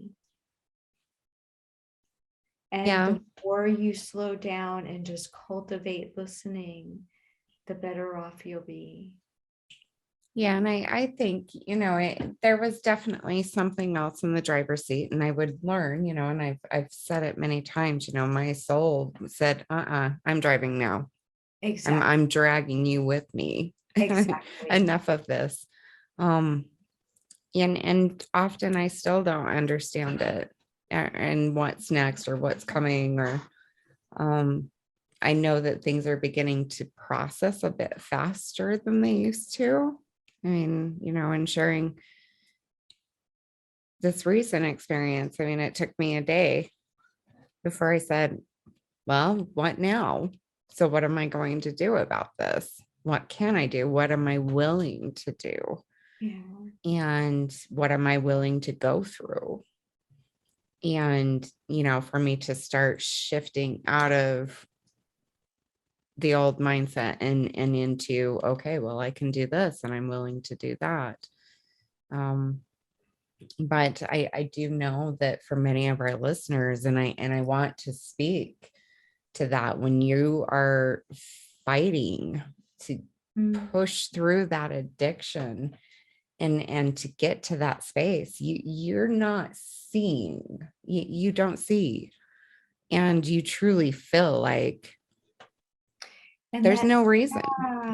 Yeah. And so you that's don't feel that knowing, well, or recognize it. Maybe that's a better way to phrase it. Yeah, that's one of the real benefits to practicing self-forgiveness in the form that we're talking about. It's like the more you can slow down with that, it's like it strips away all of those things that are illusions so that you start recognizing that knowing. So learning to sit with it, learning to give yourself that quiet space.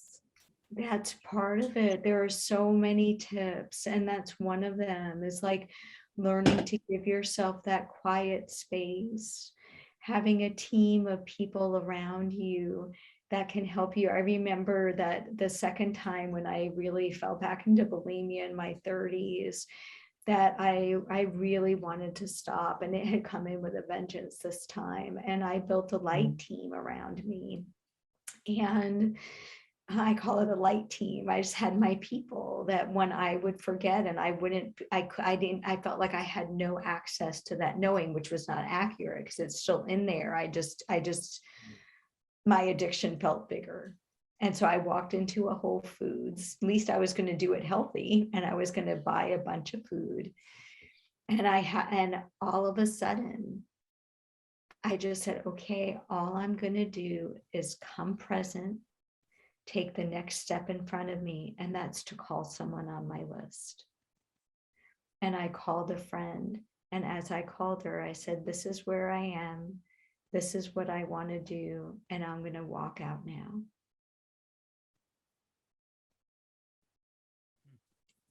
Thank you for sharing that.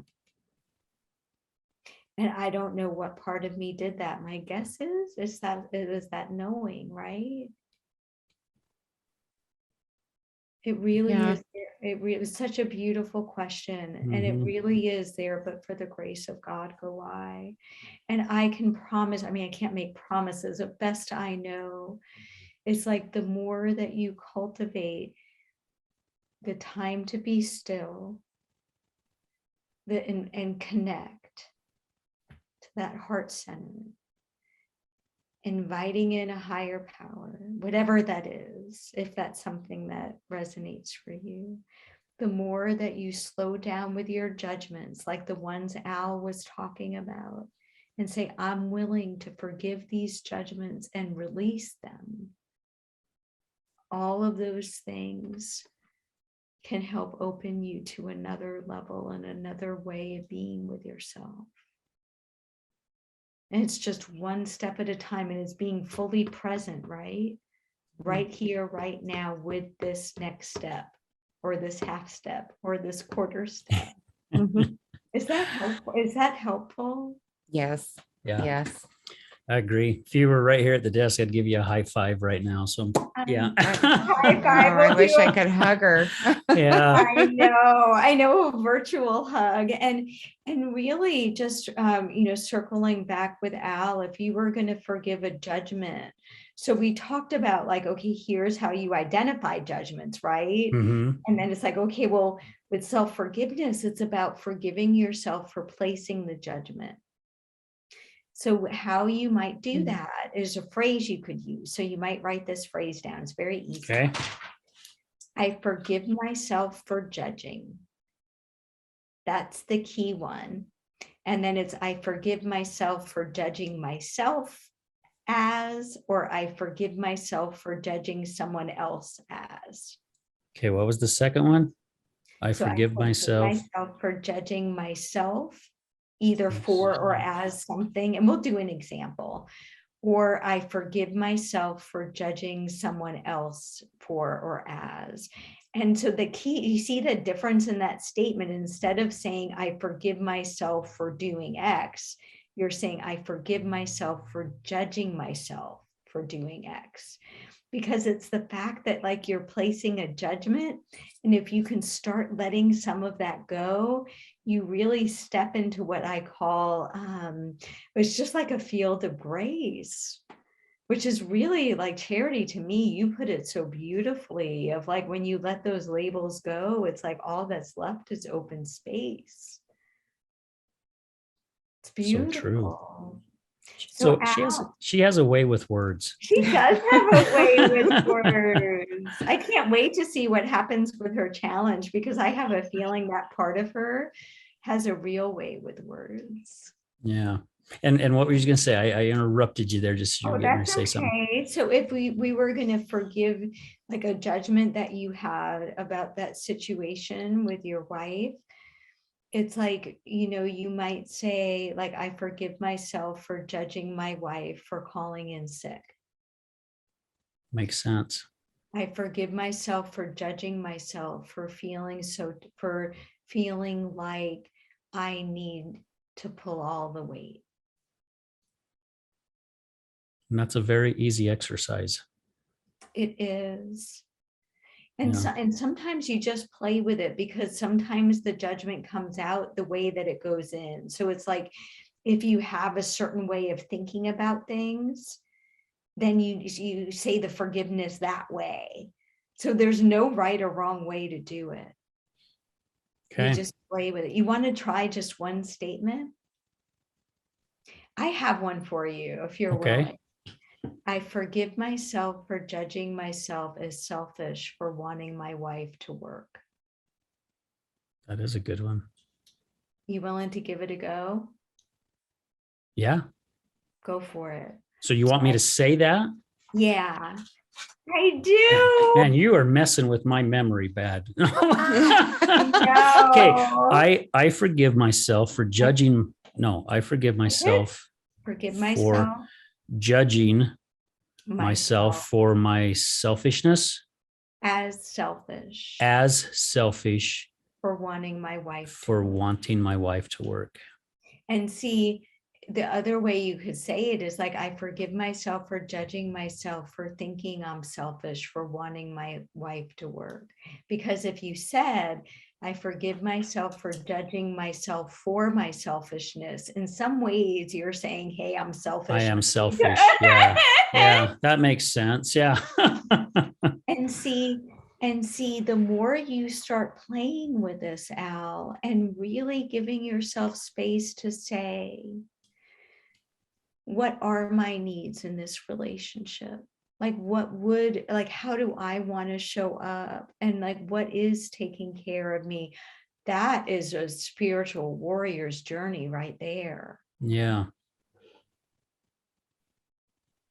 Like, I'm working on that. I know plenty of people working on that. Yeah, that is definitely really huge. And I'll share one more story. There's a client that I was working with. I work with people individually and in groups. And so the group I mentioned was Co-Creating Your Exquisite Life, where we dive into all of this. So each person has their project. And then they have stories that they tell themselves, obstacles that come up. Of course we do, because otherwise we'd already have what we want. So like, for example, like maybe your obstacle might be like, it's not okay to take, so some part of you, like it's selfish to take care of myself in relationship. Like you may or may not have that, but you would look at that and say like, well, what is my obstacle to my own next step, right? And so I had this one client who was working with individually, where we were doing an individual package. Very successful in her work. She had a relationship that was quite abusive, and she got out of it. And she thought it wasn't okay to take care of her needs. And that was a part of why she stayed in the relationship for so long. And that it wasn't okay to really, really prioritize loving herself in her life. That she would put her work and other people's needs, she had 2 kids, above her own. And we carved out 3 months where she focused on prioritizing love and on building self-love. That is life transformational. She did different action steps. She built them over time.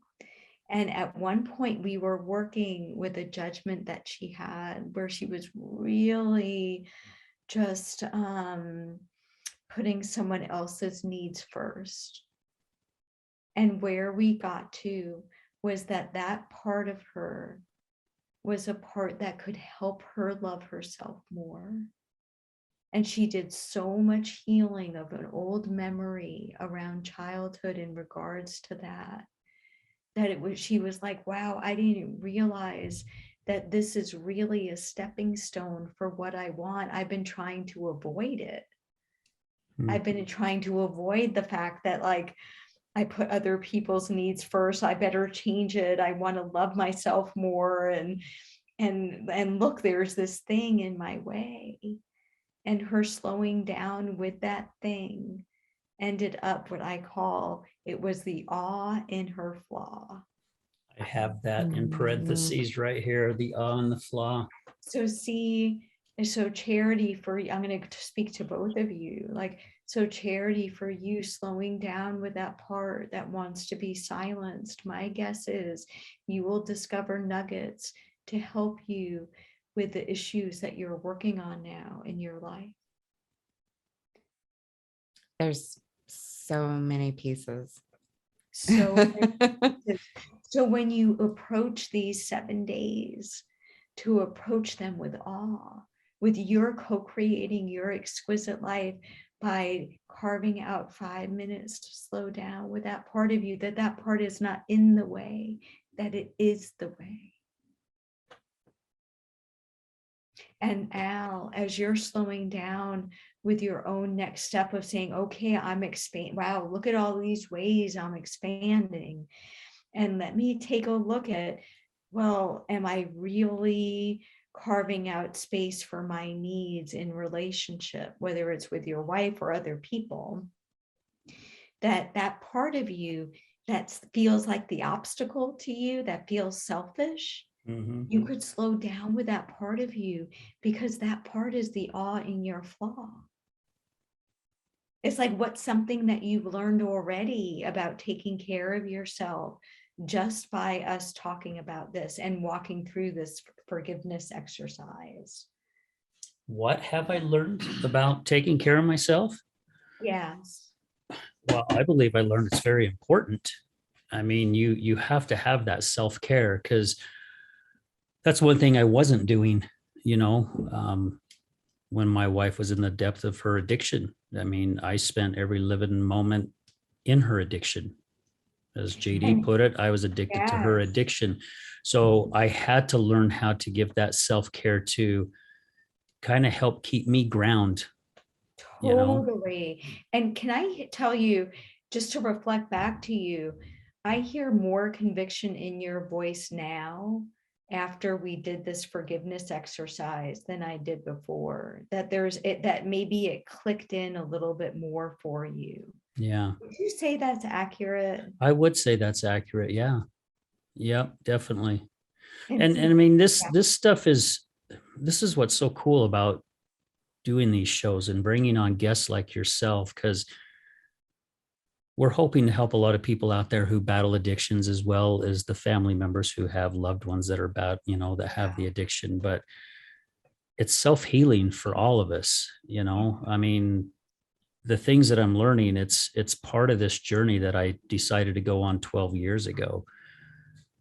And even though it's been 12 years ago and I've read a ton of books, there's still stuff that I'm learning, and I've learned a lot from you today. It's just, okay, something now that I got to add into what I'm adding stuff into my life all the time. This is just another notch, basically, in the belt, another tool for me to use to help get me towards wherever that end game is at. Exactly. And for anyone listening, like, really, it's like both of you, what you shared, my guess is that other people will relate, whether it's someone who's battling an addiction or somebody who has a family member. It's like we all have these parts of us that feel like we're silenced, or we're not good enough, or that it's selfish to take care of ourselves, and learning ways to cope with it and to open to new possibility, to bring forward more of the life you want. That's the way, right? Rather than turning to things to numb it out, or to say, I just want to empty all of these thoughts and feelings. It's like, no, they're okay. They're okay. And I'll share one other thing with you, and maybe this will wrap up. My guess is we're probably close to time. Yeah, here. we'll do one more quick commercial break, and then we'll come back and we'll share information on how people can find you. Okay, and great. And one other thing is, as I was getting going as a forgiveness coach, because I pioneered this. I don't think there might be one other forgiveness coach out in the world, and I just created it because it was so healing for me in bringing forward a whole new way of being with myself, and of being healthy with myself, and of opening to relationship and all of that. And right as I was getting this going, my own mom was murdered. And it was really, for me, a whole new level of, can I really walk that talk of there is no such thing as right or wrong, only my thinking that makes it so, which is Shakespeare. And I have worked on that in so many ways. And all of the tools that I'm sharing with you are the ones that have helped me to get free, so that I don't blame him, the one who did it, and that I don't blame myself, and that I'm not carrying that around anymore. And the reason I'm sharing this with you is because there is no shame. Yeah. And that it is possible to heal. There is light at the end of the tunnel. There is. And my mom, her name was Carol S. Roth. She would have been the first one to say, go for it. Wow. Man, that's a hell of a challenge to be thrown at you just as you were thinking that. I mean, Yep. Holy cow. Wow. Well, thank you, Debbie, for sharing that. We're going to go to a quick commercial break, and we will be right back to wrap this thing up. Good morning, this is Leticia with Computer Hospital. We are your computer repair experts for both PC and Mac.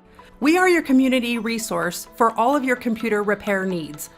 What makes us different is that we want to fix your computer. We also do free diagnostics. We charge a flat rate labor, which means that you won't pay by the hour.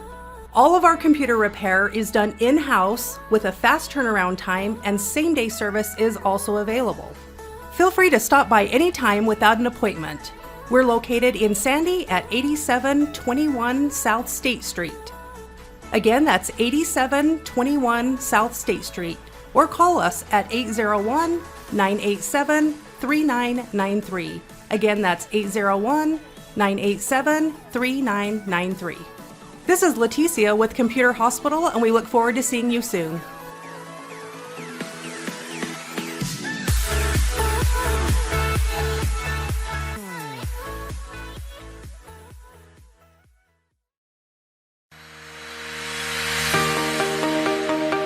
Hello there, this is Brad Neufeld with the Resilience Talk Network, and I would like to introduce to you Taffytown, one of our newest sponsors. Let me introduce you to Derek. Hi, I'm Derek from Taffytown. We're proud sponsors of the Other Side of Addiction podcast. Taffytown is a family-owned and operated business still operating in the Salt Lake City area for over 100 years. We manufacture some of America's best saltwater taffy. What makes Taffytown stand out from all of the others? We have a unique recipe, a whipped-style recipe that incorporates egg whites, evaporated milk, real sea salt.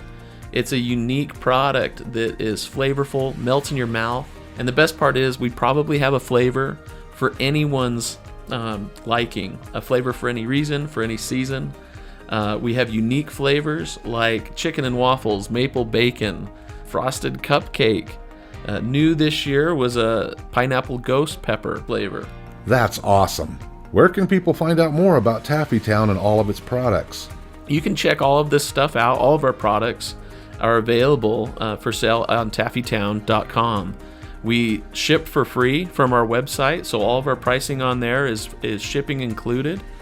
Oftentimes we offer special promotions and discounts to our loyal customers, so do be sure to sign up for an account.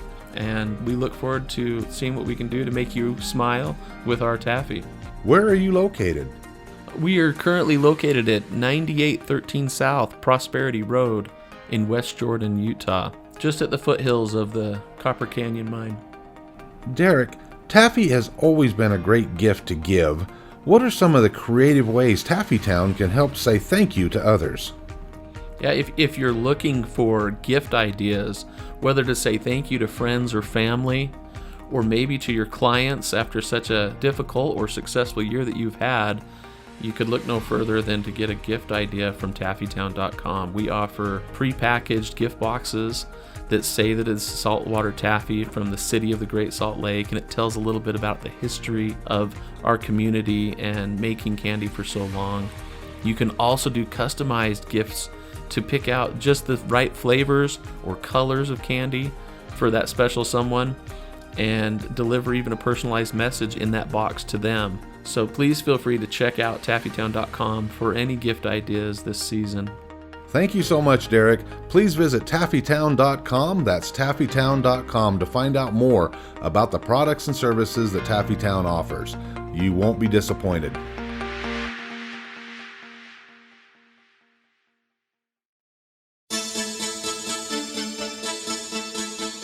Do you know someone who's gambling with death due to an addiction? Do you know someone whose life is being turned upside down due to a loved one that's battling with addiction? Hi, I'm Al Richards. I am the host of the Other Side of Addiction podcast. I started the podcast due to my wife's battle with alcohol. Let's just say I became addicted to her addiction. Our podcast is helping people understand a little more about those who have battled addiction and those who are hurting from their addiction. Through raw vulnerability, we share stories that help uncover the root causes of addiction. Shame felt on both sides, matter of the conscious and subconscious mind, continued beliefs, and often confusing paths of recovery. We collaborate with real people and their stories, as well as licensed professionals, to help our audience gain a better understanding of addiction. You can find us on Resilience Talk Network. You can also find us on Facebook at Mr. Al Richards. That's Facebook at Mr. Al Richards. You can also find us on YouTube. Just look up the Other Side of Addiction podcast.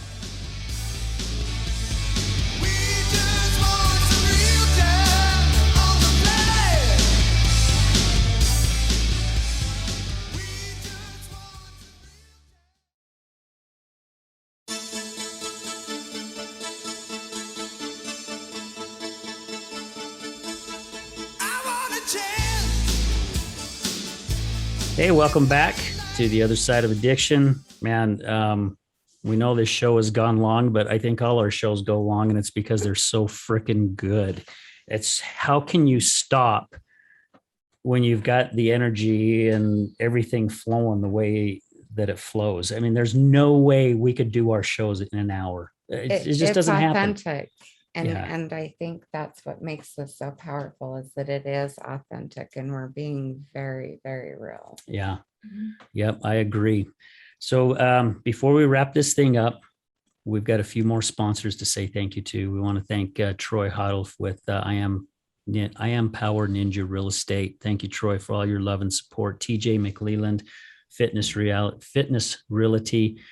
And also my friend Tatiana Rose with Advanced Business Books. And again, to our listeners and to Brad and Resilience Talk Network, thank you all for your love and support and believing in what we were doing. And yeah, this baby is taken off, and we're very grateful. And none of it would happen if it wasn't for everybody, as well as with our guests and our guest co-hosts, and yeah, everybody. This is not just a one person. It's everybody. It's the only reason why this is going. It's every single person that is It's a part of this. Yeah, it is a movement. Yeah, I think you shared that. Yeah, you shared that. So, Debbie, my gosh, thank you so much for your time today. You're welcome. Before we get on how people can find you, what is something that you can share with our audience, something that could really resonate with them right now? Absolutely. And what I would say is that there is light at the end of the tunnel, that wherever you are and that whatever you're going through right now, that there is hope, and that just to hold the faith. And there's an amazing quote by Saint Francis, and it says, "A single sunbeam is enough to drive away many shadows." So just take that next step in front of you to accept, to be compassionate, to make a different choice, and to forgive. And just know that you are not alone. Wow, I love it. That is some. I love that. Yeah, that is really good. And Yes. Yeah. Go ahead again. Yeah, she's full of tears, but that's okay. We do a lot of that here on this show. Absolutely.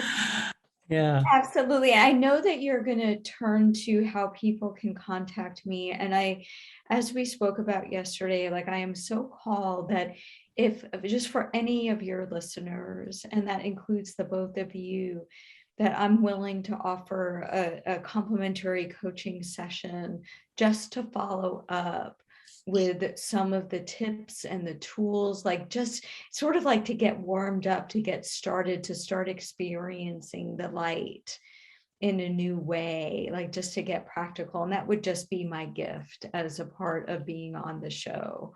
So Wow. that, and you can let them know how to contact me, and the offer never expires. Okay. Thank you, Debbie. Thank you. That's a huge offer. So thank you very Yes. much. And I'm sure both Charity and I will take advantage of that. So to I hope you do. keep the circle of paying it forward so it doesn't break the chain, right? Right. Exactly. Beautifully put. Well, Debbie, thank you again. I do have all the information. So for those of you that are watching this episode, you will be able to see this in the comments. All her contact information. I've got her Instagram, I've got her Facebook, I've got her email. I mean, she shared everything with me. So Yeah. we have it on there, and it will be there. So you can reach out to her. And Absolutely. And the best way to reach, I mean, you could reach out to me in any of those ways. And if you wanted to talk more, the most direct way to do that would be to email me at info@forgivingconnects.com. okay, info@forgivingconnects.com. Exactly. Okay. Well, Debbie, again, thank you so much for your time, for spending it with Charity and I and Brad here in the studio. So grateful for the information that you shared. So blessed to have you on the show. for helping both Charity and I. It's almost like you were interviewing us, which I really thought was really exciting. It was something different because now our audience got to see us kind of in the seat of being vulnerable, letting some things out. So thank you so much for doing that and offering it, because I believe that was meant to be, and it was a blessing to have done. So thank you.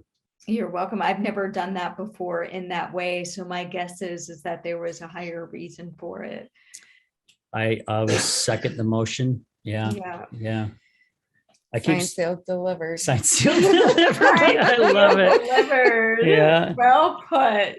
All right, guys. Hey, again, thank you to all our listeners. Thank you for this. Keep your eye out for some more amazing shows. We've got some really great guests that are coming out, and gosh, we're getting close to the holidays, and so we'll start wishing everybody. Might as well start wishing everybody safe holidays now, because I think there's already Christmas stuff up in the stores. I think I haven't been to a store for a while, but I've heard people talking about it. So, hey, we're going to leave you with this. Remember, addiction is giving up everything for one thing. Recovery is giving up one thing for everything. We're out.